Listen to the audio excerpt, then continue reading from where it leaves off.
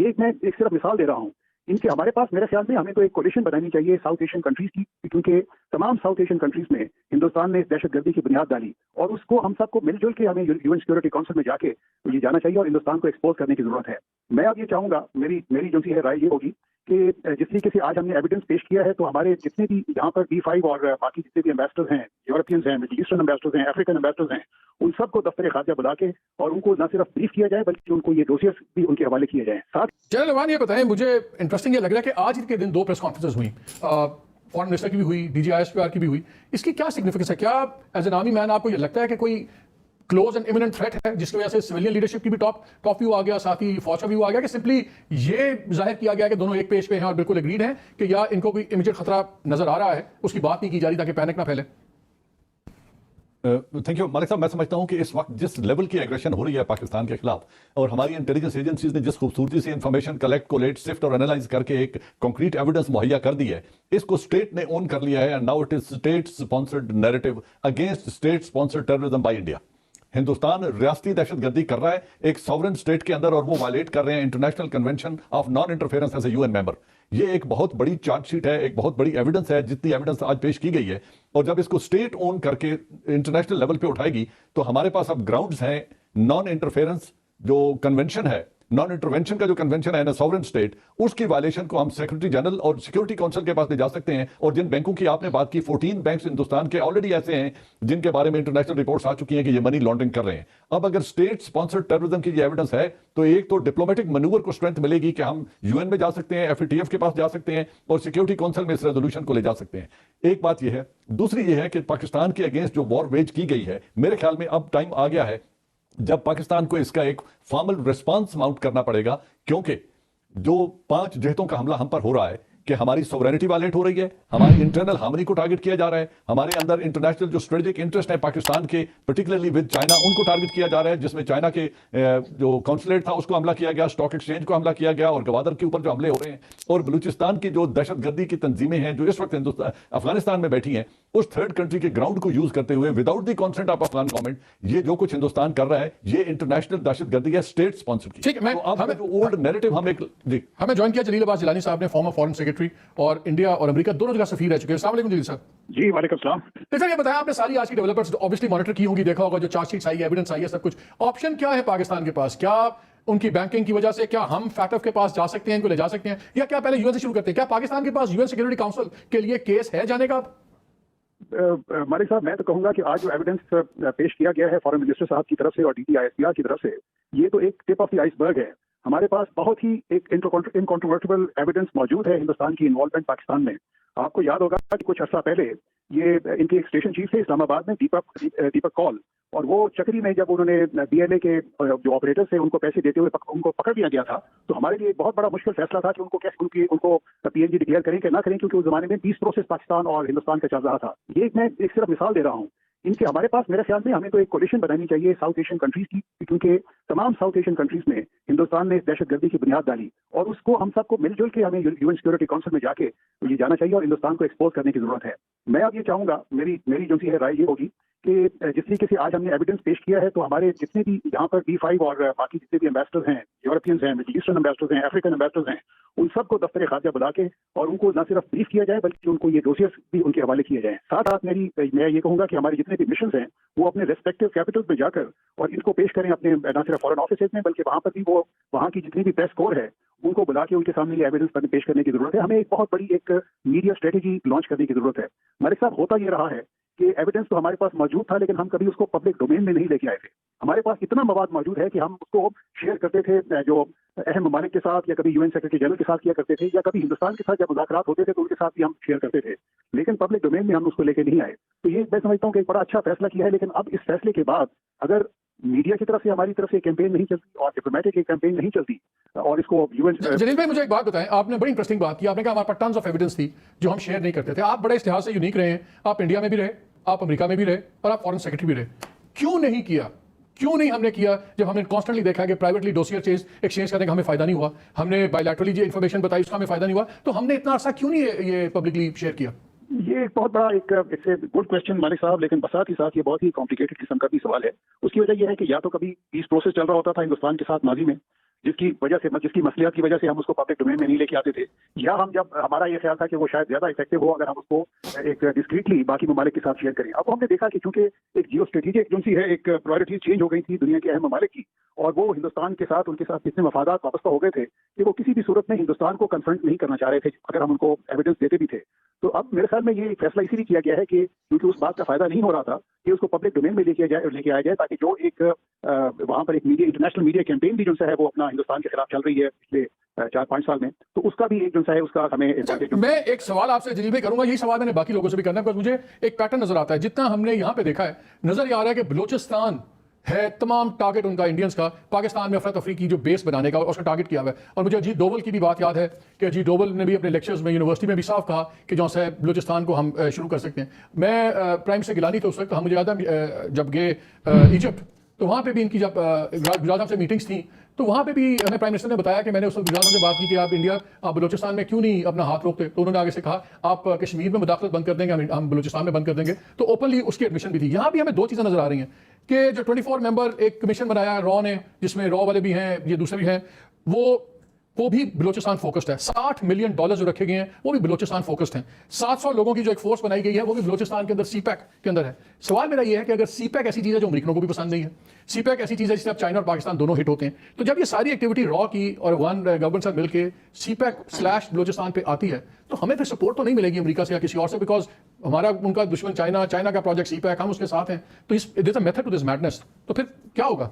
नहीं, आपकी बात बिल्कुल दुरुस्त है, क्योंकि ये जो आपने बात की है उसको मजीद स्ट्रेंथ मिलती है। वो चक हेगल जो उनके अमेरिका के सेक्रेटरी डिफेंस थे, उन्होंने 2013 में एक स्टेटमेंट दी थी जो कि आज भी मौजूद है, अपना गूगल पे भी मौजूद है, यूट्यूब पे भी मौजूद है, जिसके अंदर उन्होंने ये लिखा था और जिसमें उन्होंने कहा था कि हिंदुस्तान बलूचिस्तान के अंदर इन्वॉल्व है और वहाँ पे मुदाखलत कर रहा है। अब ये है कि अनफॉर्चुनेटली वो काफी अरसे से इसमें इन्वॉल्व थे, और क्योंकि हिंदुस्तान में, अफगानिस्तान में भी एक हॉस्टाइल गवर्नमेंट थी, तो उसका भी वो एडवांटेज लेते थे हिंदुस्तानी, क्योंकि बलूचिस्तान का और अफगानिस्तान के जो कि बॉर्डर्स भी मिलते हैं, तो इस वक्त उसका भी एडवांटेज हुआ था।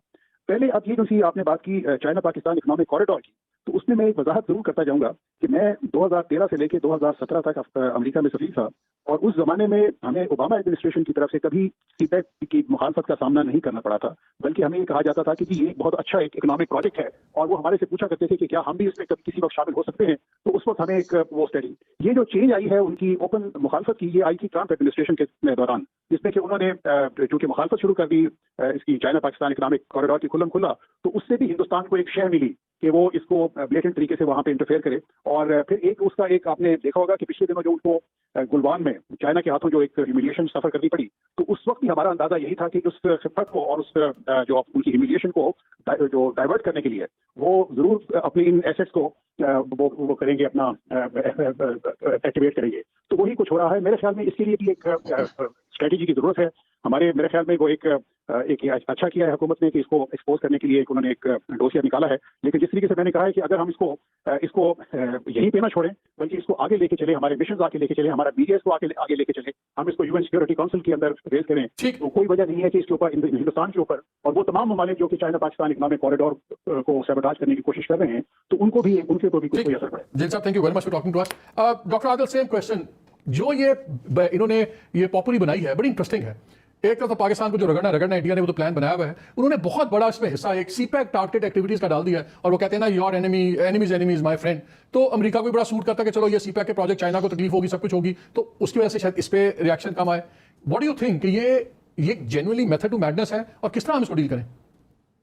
भारत की तरफ से अगर ऐसा है तो आई थिंक वो बैकफायर करेगा। जिलानी साहब ने भी बिल्कुल सही कहा कि देखिए, अमेरिका सर्टनली जो है वो चीन को अपना मुखालिफ समझता है, अब कम से कम ट्रंप के दौरान सीपैक को पसंद नहीं करता, लेकिन इस हद तक जाना कि उसको वायलेंटली सैबोटाज किया जाए अमेरिका के हक में नहीं। अमेरिका उसको एस्केलेट हरगिज नहीं करना चाहेगा, बिकॉज वो उसको ले आएगा डायरेक्ट कॉन्फ्रंटेशन विद चाइना।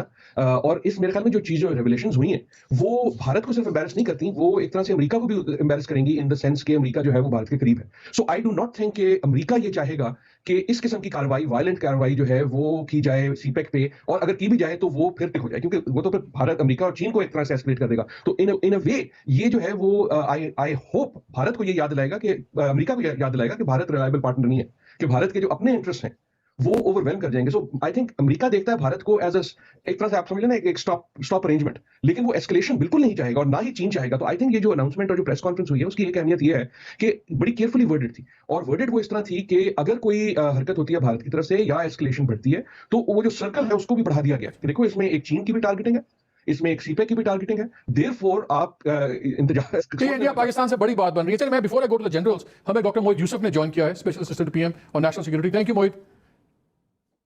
मोहित आपको आवाज आ रही है? जी वेलकम। अच्छा मोहित, एक बात, दो तीन सवाल हैं, quick questions, 2-3 quick questions to you. 15 अक्टूबर को आप इंटरव्यू देते हो करण थापर को, उसमें आप काफी चीजें इसमें इंडिकेट करते हो, जो चीजें आज डिटेल्स आई, आपने उसमें से बहुत से क्लेम्स उसमें डाले और आपने कहा कि सून एविडेंस आएगी। एक महीने के अंदर अंदर फिर आज हम एक बहुत बड़ी प्रेस कॉन्फ्रेंस देखते हैं डीजीआईएसपी और फॉरेन मिनिस्टर की, उसके अंदर बड़ी कन्विंसिंग एविडेंस आती है, सामने आ जाती है। पहले तो ये बताएं कि ये हो क्या रहा है कि पहले आप प्रेस कॉन्फ्रेंस करते हो, विद इन 30 डेज गवर्नमेंट की फुल फ्लेज एविडेंस के साथ आती है। क्या हम कोई खतरा देख रहे हैं? जी हम देख रहे हैं कि कोई इंडियंस कोई serious aggression, cross border aggression की प्लानिंग कर रहे हैं? 20 जनवरी का क्या लिंक है? कोई इसमें ट्रंप जैसा बंदा प्रेसिडेंट बैठा हुआ है, ही कैन डू एनीथिंग। वहां तो अमेरिका में तो ये भी डर पड़ा हुआ है ट्रंप कहीं और जंग ना छेड़ दे। क्या ये 2-3 चीजें ऐसी सीरियस थ्रेट्स हैं? क्या पाकिस्तान इंडिया का सीरियस थ्रेट है जो ऑन द होराइजन हो, लिमिटेड वॉरफेयर या व्हाटएवर, जिसको आप लोग देख रहे हो पहले?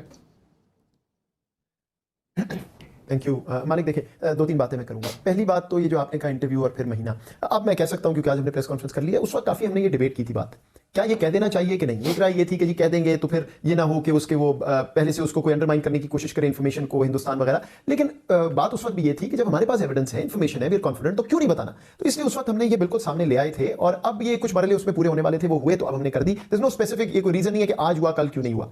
20 जनवरी से हमारा कोई ताल्लुक नहीं है इसको सामने लाने का। वो तो अगर होता तो उस वक्त मैं ना बोलता, मुझे तो नहीं पता था कि किसने जीतना है अमेरिका में। जहां तक बात है कि ऑन द होराइजन कुछ है कि नहीं, अगर एक चीज है जो इस प्रेस कॉन्फ्रेंस से नेगेटिव आज जो प्रेस कॉन्फ्रेंस हुई है जॉइंट डीजीआईएसपीआर की और फॉरेन मिनिस्टर की, उसमें 2 चीज़ें बड़ी अलार्मिंग है। नवंबर दिसंबर सीरियस उनका ख्याल है टेररिस्ट एक्टिविटीज़, अगरचे मोहित यूसुफ ने कहा है कि वो इंशाल्लाह नहीं होंगी, लेकिन एक सिनेरियो है जीबी के अंदर, कराची, लाहौर, पेशावर के अंदर मैसिव एक्सपेक्ट कर रहे थे कि प्लान है इंडियंस का। फिर टारगेटिंग है रिलीजियस स्कॉलर्स की, प्रोमिनेंट पर्सनैलिटीज़ की, इंक्लूडिंग पोलिटिकल लीडर्स, सब कुछ पब्लिक प्लेसेस में धमाकों की, सब कुछ। क्या अपोजिशन इस वार्निंग को विद एविडेंस के साथ आई हुई है सीरियसली लेगी? अपने जलसे जुलूस अभी आप पोस्टपोन करेंगे, या जैसे मुझे आपके एक दो लोगों ने कहा कि जी हमें तो ये लग रहा है कि ब्रीफिंग इसलिए कर दिया ताकि हमारी पीडीएम के जलसों से हमें डराते हैं लोगों को, क्या आप लोग इसको सीरियसली ले रहे हैं और कुछ अपनी चेंजेस करेंगे प्लानिंग में? मौलवी साहब, ये मामला की तशहीर नहीं की जाती, ऐसे मामला इनको काउंटर किया जाता है। और अगर आपके पास कोई क्रेडिबल इंफॉर्मेशन है तो आप जिसके खिलाफ इंफॉर्मेशन होती है उससे रब्ता करते हैं, उसको बताते हैं कि जनाब ये हमारे पास एक क्रेडिबल इंफॉर्मेशन आई है, आप अपनी प्रोटेक्शन कर लें, हम भी कोशिश कर रहे हैं, आप ये स्टेप्स ले लें। ये इसका तरीकाकार होता है। ये मामला प्रेस कॉन्फ्रेंस की जीनत नहीं बनते, वहां सिर्फ पैनिक फैलता है और जिस तरह आज लोग बात कर रहे हैं इबहाम पैदा होता है, लोग आपकी बात को शक और शुबे से देखते हैं। ये थ्रेट पाकिस्तान के खिलाफ हिंदुस्तान 73 साल से कर रहा है, ये हमेशा से थ्रेट रही है। आज जरा इसको सोच समझ के इन मामला को करना चाहिए, इनकी तरह तशहीर मुनासिब नहीं है, और फिर आपस में फैसला कर लें। अगर नेशनल सिक्योरिटी एडवाइजर कह रहा है कि थ्रेट को कोई इसके इफेक्ट नहीं होगा, पहले आपस में ये बातें तय कर ली करें, फिर अवाम के सामने आया करें। ये थ्रेट हमेशा रही है, आती रही है, इनकी तशहीर नहीं होती, इनको काउंटर किया जाता है। सो बेसिकली ऑपोजिशन के प्लानिंग्स पे कोई फर्क नहीं पड़ेगा? अपोजिशन अपना काम करेगी। क्या हम अपनी जिंदगी बंद कर दें और घर बैठ जाए सारे, फिर हुकूमत भी बैठ जाए, हम भी बैठ जाते हैं, प्रेस कॉन्फ्रेंसें भी छोड़ दें, टीवी प्रोग्राम भी छोड़ दें? जिंदगी में चलना है, कोरोना भी है, ये थ्रेट भी है। थ्रेट पाकिस्तान को सबसे बड़ी अंदर से है। जब आपका घर कमजोर होगा, हर शख्स आपको थ्रेट करेगा। अपने घर को मजबूत करें। ठीक, शायद Hakan Abbasi, thank you very much for talking to us. जी डॉक्टर आदिल, आपने सुन लिया, अपोजिशन ने कहा हम तो चिल प्रोग्राम है, हमने तो करना है, सो करना है, जो मर्जी होता रहे।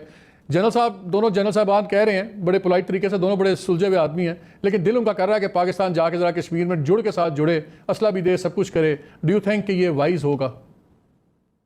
देखिए, मल्टी प्रॉन्ग मेरे ख्याल में बिल्कुल दुरुस्त है, लेकिन मल्टी प्रॉन्ग में सारे प्रॉन्ग को फिर हमने यूज करना है। मेरे ख्याल में ये प्रेस कॉन्फ्रेंस से आज की आपकी गुफ्तगू से 2 मुख्तलिफ हेडलाइंस निकल सकती हैं, और शायद दोनों दुरुस्त हों, दोनों ट्रू हों, लेकिन 2 मुख्तलिफ हेडलाइंस। एक हेडलाइन ये निकलती है कि जनाब कोई बहुत बड़ा खतरा है, उसकी वजह से प्रीएम्प्ट करने के लिए प्रेस कॉन्फ्रेंस होगी, इसलिए सारे जो है पेटी बांध लो और तैयार हो जाओ। I think there may be some validity to that. दूसरी हेडलाइन ये है, जो मेरे ख्याल में जलील जिलानी साहब भी कह रहे थे और शायद मैं भी कर रहा था, कि पाकिस्तान का एक डिप्लोमेटिक स्ट्रेटेजिक शिफ्ट है कि हमने कैसे डील करना है इस इंफॉर्मेशन से, जो हमें पहले भी पता होती थी कि अब नीवे नीवे बैठ के चुपचाप रहने वाला ये पाकिस्तान नहीं है, क्योंकि इंडिया ने हमें फोर्स कर दिया। जब कोई बात करने के लिए हो ही ना, तो अब हम इससे पहले कि कुछ हो और अगर कुछ ना भी हो तो हम फ्रंट फुट पे आके ये इंफॉर्मेशन दुनिया को दिखा के इस नैरेटिव को निगेट करेंगे कि पाकिस्तान बड़ा बुरा है और इंडिया बड़ा अच्छा। और मेरे ख्याल में ये दोनों चीजें हुई हैं। जो बात मेरे ख्याल में खाकान अब्बासी साहब ने कही उसका, और उससे पहले मुईद ने, आई डू थिंक कि हमें एक नेशनल नैरेटिव चाहिए, और मेरे ख्याल में नेशनल नैरेटिव है। आपकी कोई ऑपोजिशन पार्टी जो है वो सिक्योरिटी के मसले पे वीक बिल्कुल नहीं हो सकती, और आई थिंक इसमें जो है शायद इमरान खान को पहल करनी चाहिए कि सबको बुला के, जैसे हुआ है इंटरनल डिफरेंसेस जो भी हो, कोई ऐसा इशू होते, कई ऐसे इशू होते हैं जिस पे आपको सबको मिलके बैठना होता है। उसका ये मतलब नहीं है कि बाकी इशू आप छोड़ दो, उस पर बात ना करो। इन अ वे आई थिंक हम जो नेशनल कंसेंसस की बात कर रहे हैं इस वक्त कई चीजों के लिए जरूरी है, जिसमें एक ये भी है। एक अगर मुझे जो लफ्ज नहीं आया अभी तक, जो बड़ा मेरे जहन में आ रहा है जब से मैंने ये सुना है उससे पहले भी, वो है गिलगित। गिलगित की जो इस वक्त रीजन उसका ये है गिलगित का कहने का, कि गिलगित में इस वक्त इलेक्शन हो रही है, और एक तो मुझे बड़ी इंटरेस्टिंग चीज ये लग रही है कि जिस किस्म की तस्वीरें गिलगित से आ रही हैं वो आपको कभी भारतीय मकबूजा कश्मीर से नहीं आ सकती, कि पूरा पाकिस्तान का पॉलिटिकल एपरेटस, जर्नलिस्ट खुले फिर रहे हैं, खूबसूरत तस्वीरें आ रही हैं, जलसे हो रहे हैं, ओपन डेमोक्रेसी है। तो जब ये चीज भारत में देखी, और सो पॉइंट कहने का ये है कि ये सब कुछ जो है एक larger narrative of India Pakistan relations, मेरे ख्याल में आई होप कि this is a strategic shift कि पाकिस्तान अब फ्रंट फुट पे खेलेगा। और आपके ख्याल में नेशनल सिक्योरिटी एक डायलॉग होना चाहिए? General Lodhi, your comment and then general Ejaz, आप दोनों का क्या ये वक्त है कि एक नेशनल सिक्योरिटी डायलॉग हो, प्राइम मिनिस्टर लीड करें, ऑपोजिशन को भी बुलाएं, और फिर उसके बाद एक, बिकॉज अगर हमने ये इतनी बड़ी स्विच की है कि हम पब्लिकली टेक ऑन कर रहे हैं इंडिया को डिप्लोमेटिक फ्रंट पे विद एविडेंस एंड एवरीथिंग, तो उससे पहले एक नेशनल सिक्योरिटी डायलॉग होना चाहिए।